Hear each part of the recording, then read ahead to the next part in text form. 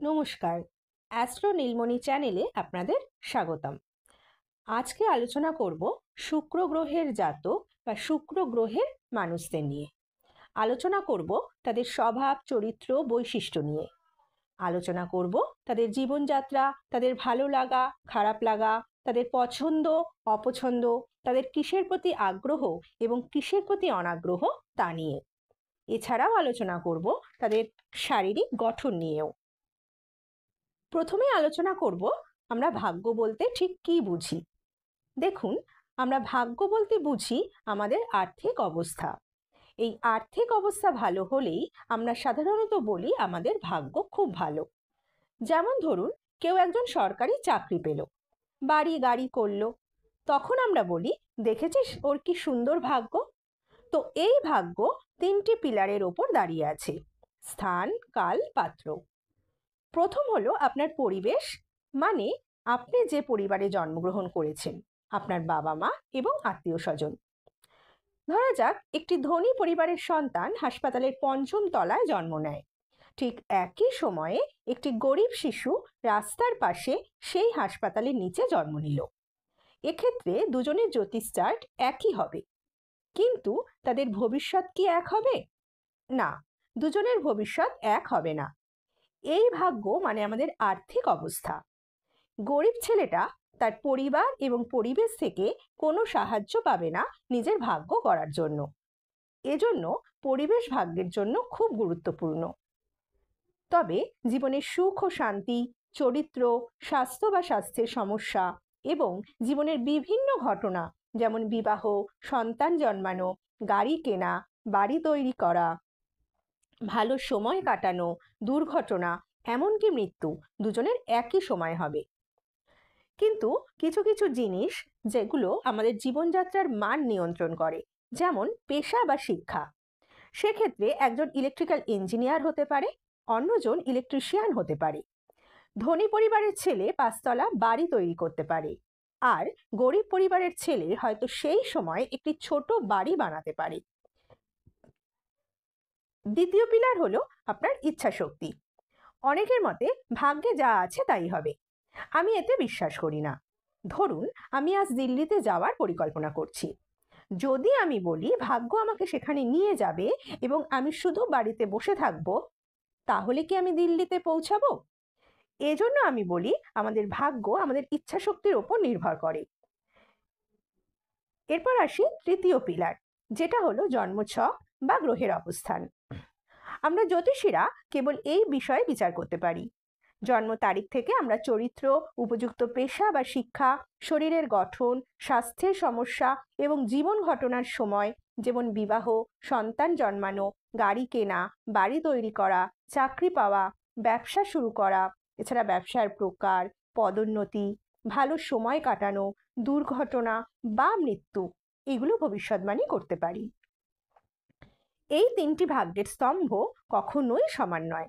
ধরুন, একটি গরিব ছেলে তার ইচ্ছাশক্তির মাধ্যমে জীবনে বড় উন্নতি করেছে।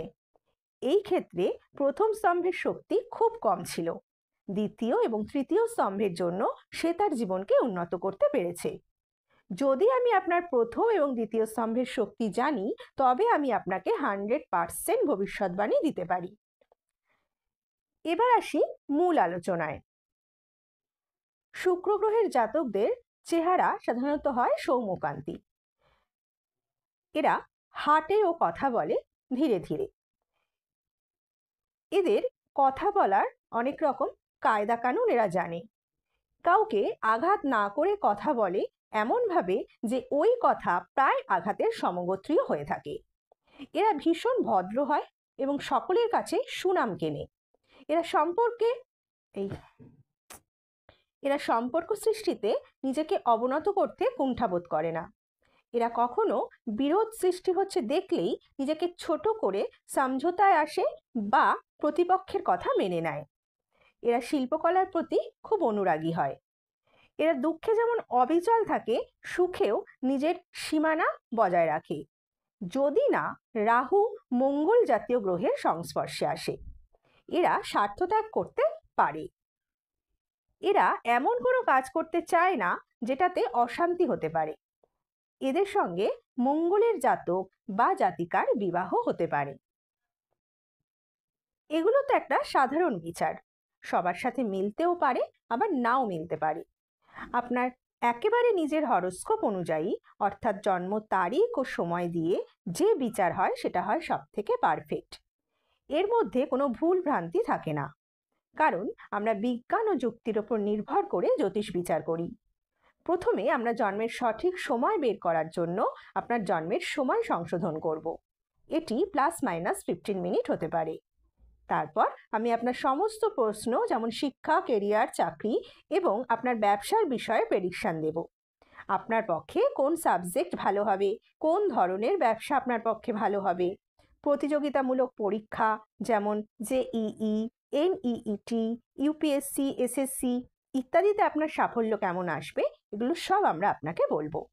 আপনার বিদেশ সফরের যোগ কতটা আছে এবং সেখানে আপনার সেটেলমেন্টের যোগ কীরকম আছে সেটাও আমরা আপনাকে প্রেডিকশন করব।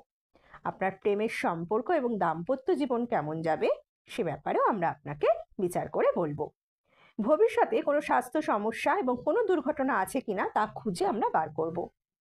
গৃহপ্রবেশের জন্য ভালো সময় খোঁজা, গাড়ি কেনা, ফ্ল্যাট কেনা, যে কোনো গুরুত্বপূর্ণ সমস্যা মোকাবিলা করা, গুরুত্বপূর্ণ মিটিং ইত্যাদির জন্য শুভ সময় বের করা, এরকম সমস্ত প্রশ্নের উত্তর আপনি আমাদের কাছে পেয়ে যাবেন। আগামী সময়গুলো কেমন যাবে আপনারা তা জানার জন্য আমাদের সাথে যোগাযোগ করুন। যারা চাইছেন যে এইভাবে বিজ্ঞান এবং যুক্তির উপর নির্ভর করে অ্যাস্ট্রোলজি শিখবেন তারাও আমাদের সাথে যোগাযোগ করতে পারেন। এখানে কোনো বুজরুকের জায়গা নেই। এখানে অ্যাস্ট্রোলজি শিখতে গেলে আপনাকে গলায় রুদ্রাক্ষের মালা পরতে হবে না। এখানে অ্যাস্ট্রোলজি শিখতে গেলে মাথায় বড় বড় চুলও রাখতে হবে না। এখানে অ্যাস্ট্রোলজি শিখতে গেলে কোনো বাবা বা মহারাজও হতে হবে না।